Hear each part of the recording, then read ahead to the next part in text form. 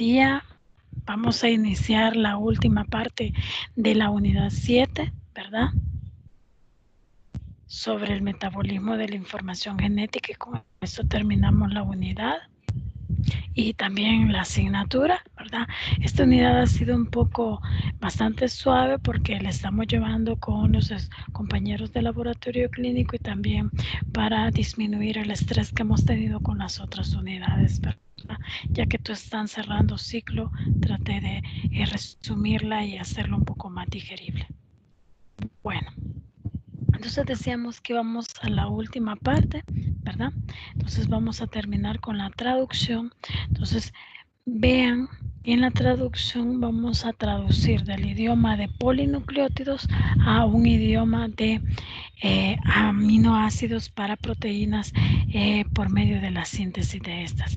Entonces, las instrucciones para que una cadena polipeptídica esté escrita en el ADN como una serie de palabras, que esta serie de palabras van a ser los aminoácidos, pero estas palabras no van a estar solapadas, van a estar en forma de 3 nucleótidos, lo que vamos a llamar triplete de bases o codón, ¿verdad? Estos 3 nucleótidos van a ser como palabras escritas o sobrescritas en la cadena de ADN. Entonces vea que tenemos varios mensajes ocultos en el lenguaje de ADN que luego se llevan a mensaje de ARN y son traducidos del lenguaje de nucleótido al lenguaje de aminoácidos. Entonces necesitamos 3 nucleótidos para traducir a la síntesis de proteínas. Aquí podemos ver, tenemos el ADN con varios genes, ¿verdad? Entonces un gen de estos, el tercero, ¿verdad? Codifica esta cadena de aminoácidos y así cada una de esos genes codificará una cadena en particular. Entonces vea que la serie de palabras en un gen se transcribe como una complementa serie de palabras de 3 nucleótidos, como que tuviéramos una frase completa en la molécula de ARN proveniente del ADN. Entonces una molécula de ARN es complementaria, ¿verdad? En lugar de idéntica a la plantilla de ADN, eso ya lo habíamos visto. Y vean que cuando decimos que no se solapan es que esta G no va a pertenecer a este codón y a este codón, no. Estos 3 codones pertenecen a un solo aminoácido y se lee como una sola palabra, como cuando escribimos una oración. Entonces, cuando los biólogos comenzaron, vamos a poner el puntero, ¿verdad? Se me olvidó. Ok, cuando los biólogos comenzaron a sospechar que las instrucciones para la síntesis de proteínas estaban codificadas en el ADN, reconocieron que había un problema. Solo hay 4 bases nitrogenadas, adenina, tiamina, guanina y citosina. ¿Cómo van a codificar esas para los 20 aminoácidos? Tendrían que repetirse. Entonces comenzaron a hacer combinaciones de nucleótidos hasta que llegaron a la combinación perfecta, que es la combinación de 3 nucleótidos que me va a generar 64 codones, ¿verdad? O sea, 4 elevado al cubo. 64 codones con previo error lo lograron para llegar a esa conclusión, que es lo que posteriormente vamos a explicar y se llama como código genético, ¿verdad? Bien, entonces durante la traducción, la secuencia de codones a lo largo de una molécula de ARN mensajero se decodifica, o sea, se traduce a idioma de aminoácidos, se traduce a una secuencia de aminoácidos para formar una cadena de polipéptidos. Entonces, si recordamos lo que les decía anteriormente, que el puente que une el lenguaje de ADN o que permite entender las instrucciones del ADN hasta la síntesis de una cadena proteínica es el ARN, ¿verdad? Por eso necesitamos hacer una transcripción y luego una traducción de esas palabras que están en idioma de nucleótidos a idioma de aminoácidos. Entonces, cada codón es específico para un aminoácido, para uno de los 20 aminoácidos proteicos, de manera que se van incorporando estos aminoácidos a través del ayudo de la ARN de transferencia que lleva en su extremo 3' acarrea un aminoácido. Entonces vea que el número de nucleótidos que forma un mensaje genético debe de ser 3 veces el número de aminoácidos. Es decir, que si tenemos un ARN de 300 nucleótidos, vamos a tener un polipéptido de 100 aminoácidos, porque 3 codones codifican para un aminoácido. Si tenemos un nucleótido de 45, quiere decir que vamos a tener un polipéptido de 15 aminoácidos, y así sucesivamente. Entonces, una vez que es formado el ARN mensajero, ¿verdad? Sale del núcleo, se dirige hacia los ribosomas en el citoplasma, donde va a tener lugar la síntesis proteica. Entonces, la traducción se realiza por una complementariedad. Sucede que el ARN de transferencia en el extremo inferior del ARN de transferencia, o sea, en el extremo contrario a donde está el aminoácido, voy a regresar para aquí está el aminoácido en el extremo contrario, aquí en una curva que se hace como forma de trébol. Aquí va a existir un triplete de 3 bases que van a corresponder de manera complementaria al codón, y es lo que llamamos anticodón. Entonces, cada molécula de ARN de transferencia porta el aminoácido correspondiente a un codón. El reconocimiento entre el ARN de transferencia, ¿verdad?, y el codón en el ARN mensajero da lugar a la síntesis de proteínas. Ese reconocimiento que había adenina con guanina, guanina con citosina, idéntico a las reglas de emparejamiento que hemos tenido. Bien, ese es el código que engloba los 64 codones. Tenemos 3 codones que codifican para parada de síntesis de proteínas, ¿verdad? Y tenemos un codón que indica el inicio, el aminoácido de inicio de la proteína, que posteriormente va a ser eliminado, ¿verdad?, si no está en la secuencia de la proteína final, porque acuérdense que aquí solo estamos haciendo la estructura primaria de la proteína.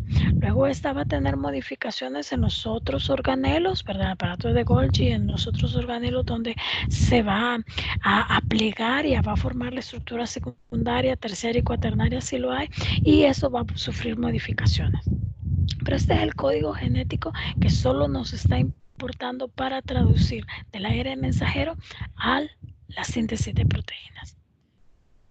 Que decimos que el código genético es redundante, es decir, porque un aminoácido puede ser codificado por más de un codón.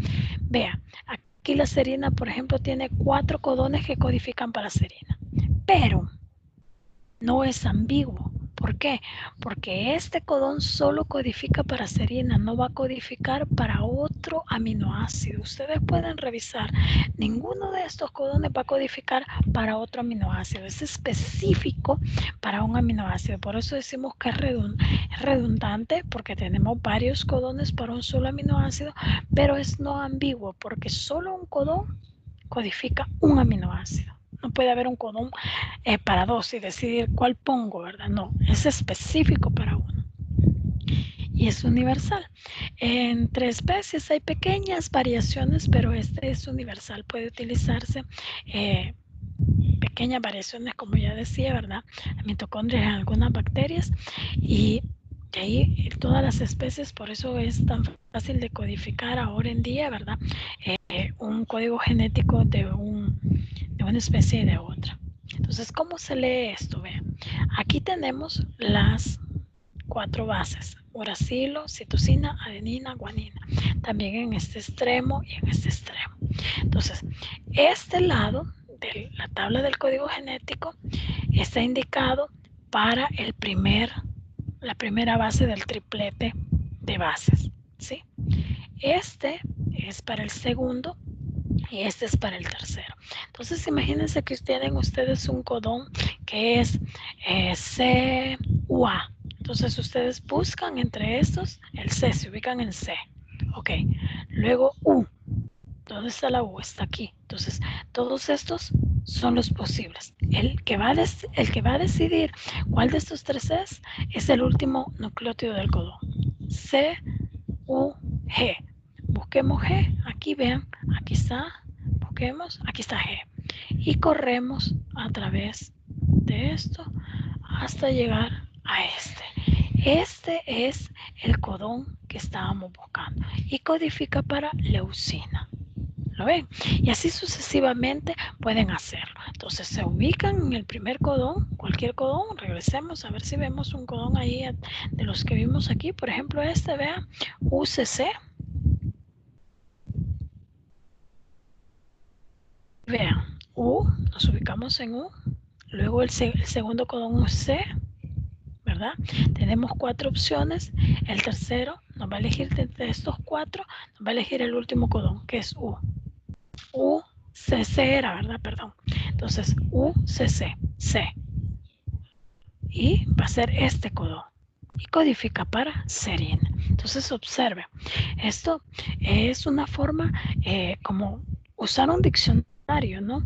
Para traducir una palabra de alemán, por ejemplo, al español o del inglés al italiano, etc. Entonces vea que el ARN mensajero se mueve a través de un ribosoma. Aquí vamos a usar los tres, en este proceso de traducción se van a usar los 3 tipos de ARN que conocen. Entonces el ARN se mueve a través de un ribosoma desde 5 a 3 y se van leyendo los 3 codones. Van pasando los 3 codones, se lee, se mueve, se leen los otros 3 codones, se lee, se mueve y así sucesivamente. Entonces, aquí va a entrar en función también el ARN transferencia. Su función es transferir, como dice, transferencia. Transfiere el aminoácido que va a estar unido, ¿verdad? En el extremo 3' de la cadena de nucleótidos y va a reconocer por complementariedad de base, va a reconocer el codón. El anticodón en el ARN de transferencia va a reconocer el codón. Y entonces va a traer uno de los 20 aminoácidos que están listados como aminoácidos proteicos.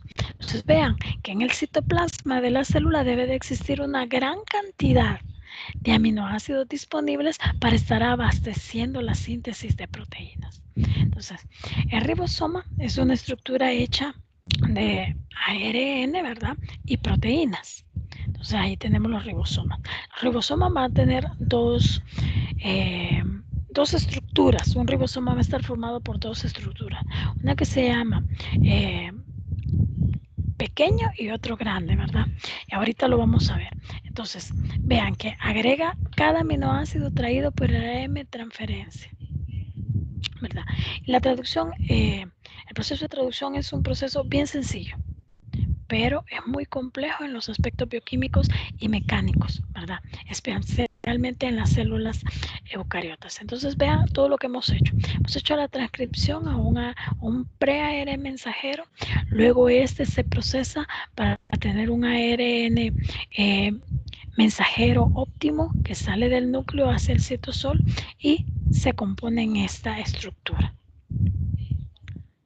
Vamos a ver aquí. Entonces, vea que la clave para traducir un mensaje genético en una secuencia de aminoácidos específicos está en el ARN de transferencia, que permite la traducción del codón por medio del anticodón, ¿verdad?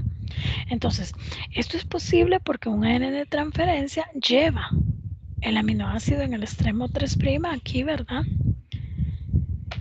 Y de esta forma puede acarrearlo, identificando, vean que está traduciendo al mismo tiempo que identifica, traduce y pasa a idioma de aminoácidos.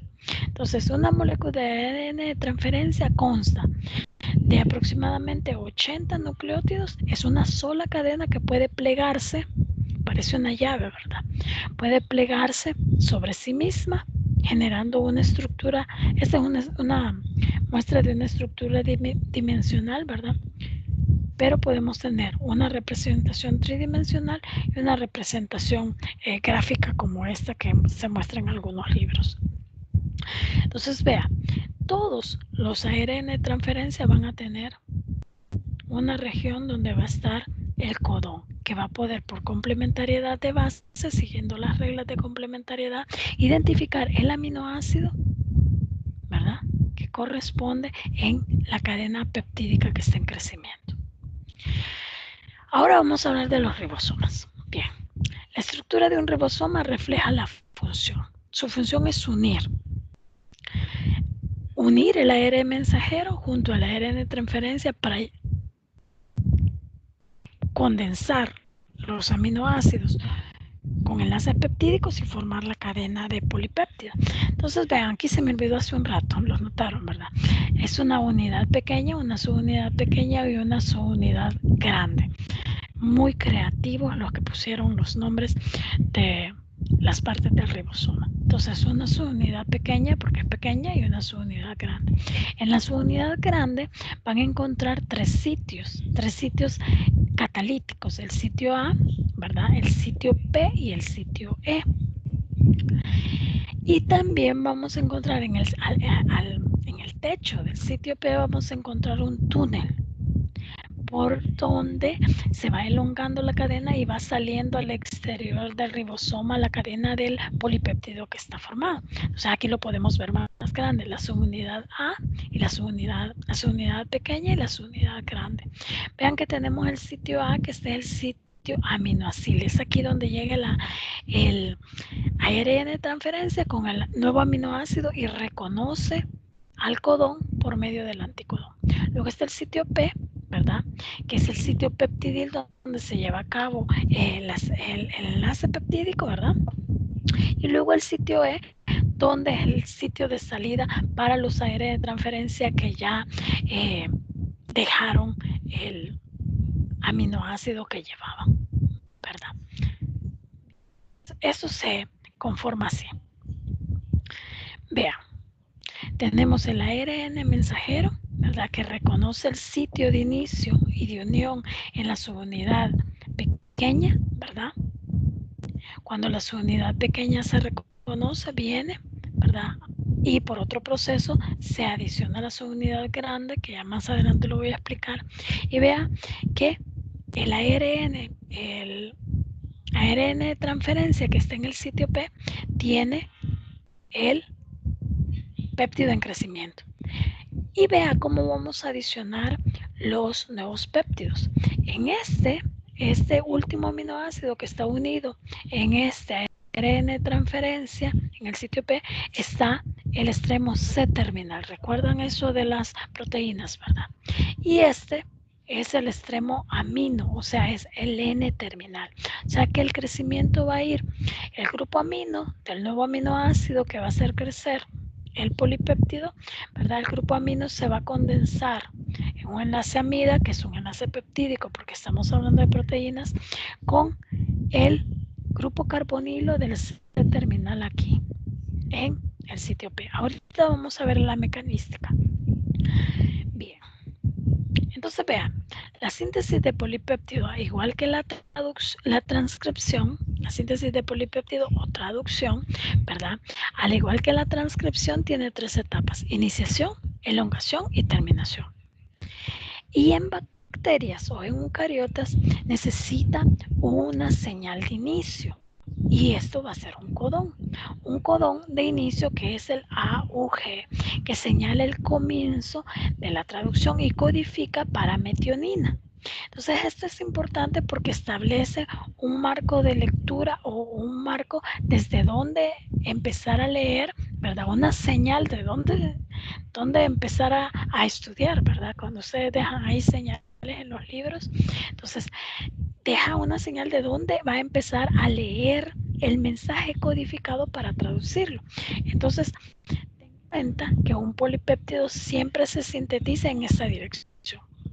La metionina va a ser el primero. Claro, posteriormente puede ser que este sea eliminado ya en el proceso de plegamiento y edición de la proteína que se hizo. Entonces vea que también este sitio, la metionina, va a ser llamado como el extremo N terminal del péptido, ¿verdad?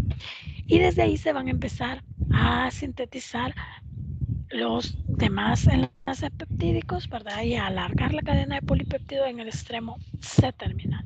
Entonces vea que en la etapa de iniciación, ¿verdad? El pequeño ribosoma o la pequeña subunidad ribosomal se une con el ARN mensajero. Reconoce un sitio específico, un sitio de unión. El ARN mensajero reconoce un sitio de unión y se une a la unidad pequeña de el ribosoma, ¿verdad? Cuando esto sucede, viene y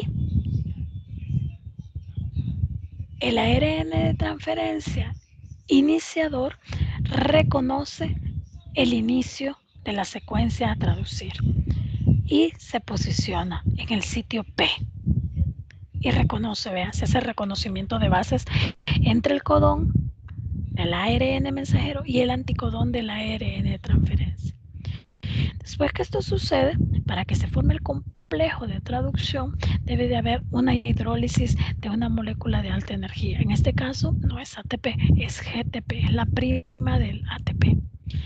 Hay una hidrólisis de GTP para dar GDP, ¿verdad?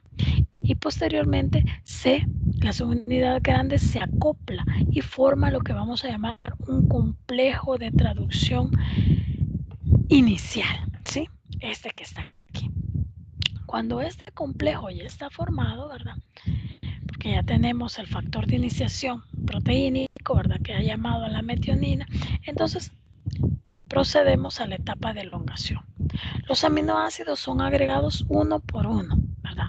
Previo a la lectura o reconocimiento del codón, ¿verdad? Y se adicionan al extremo C terminal de la cadena en crecimiento. Entonces, veamos acá.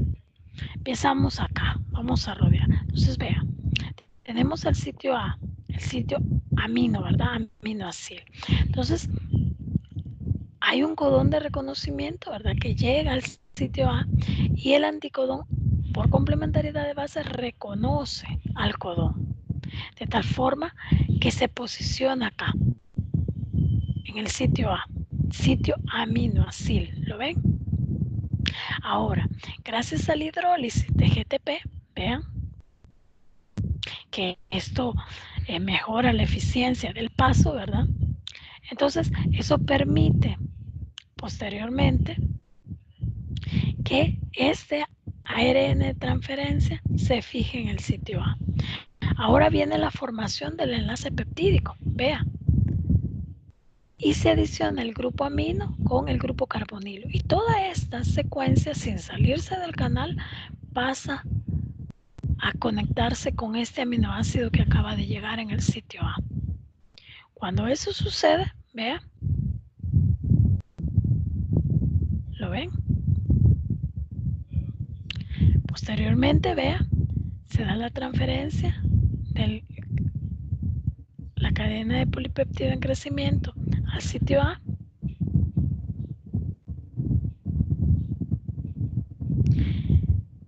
Y el ARN de transferencia que estaba en el sitio P queda ya sin aminoácido, queda libre, su función ha terminado. Entonces, por la hidrólisis de otra molécula de GTP, se traslocan los ARN de transferencia. Este pasa al sitio E y sale.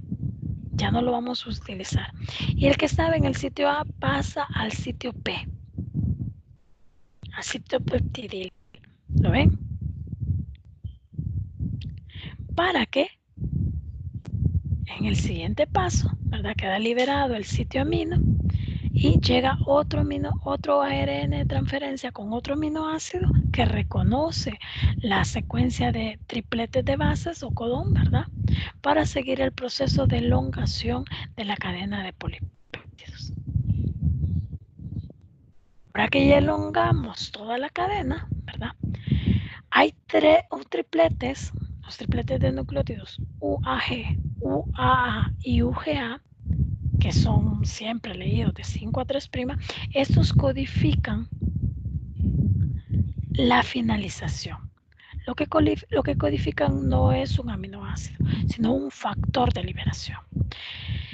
Entonces, actúan como señales para detener la traducción. Entonces, un factor de liberación, una proteína, va a ser una proteína que con forma de ARN transferencia, ¿verdad? Pero sin amino, se une directamente al sitio A. ¿Ven? Y este factor de liberación lo que hace es que en lugar de generar una condensación con otro aminoácido, adiciona una molécula de agua, lo que genera la hidrólisis de esta unión. Hidroliza esta unión entre el ARN de transferencia del último codón, ¿verdad? Con la cadena de polipéptidos en crecimiento, permitiendo que la cadena de ya se me quedó grabado, la cadena de polipéptidos en crecimiento sea liberada. ¿Lo ven? Y el ARN de transferencia que estaba en el sitio P sale. Como ya terminamos la síntesis, entonces necesitamos desacoplar este complejo de traducción, pero no es tan sencillo. Necesitamos la hidrólisis de 2 GTP, de 2 moléculas de alta energía, para que la unidad ribosomal se desensamble, ¿verdad? Y posteriormente va a seguir con otro ARN para producir otra molécula de polipéptidos. Y eso, por eso decían al inicio, decía ahí en el texto, que realmente el proceso de traducción es bien sencillo para explicarlo, pero en la parte bioquímica y mecanística, como todos estos que estamos viendo, es complicado. Aquí tenemos un resumen de estos últimos dos procesos. Tenemos la transcripción, ¿verdad? En el núcleo, desde el ADN, para llevar la información desde ADN a ARN, un pre-ARN que posteriormente es procesado dentro del núcleo por algunas proteínas, para posteriormente salir del núcleo, ¿verdad? Y ensamblar la maquinaria o el complejo de traducción, ¿verdad? Y generar la síntesis de proteínas. Bueno, hasta aquí llegamos, muchachos. Esto sería el final de la unidad, ¿verdad? Fue un gusto estar aquí con ustedes, ¿verdad? Cuídense mucho. De esta parte de traducción también hay un video que yo hice para la licenciatura en enseñanza de las ciencias naturales, ¿verdad? En el marco de la educación virtual. Entonces véanlo, está en la carpeta, por favor véanlo para que tengan un apoyo. Es una forma resumida y muy básica de lo que son estos procesos. Pasen feliz día, cuídense, nos vemos pronto.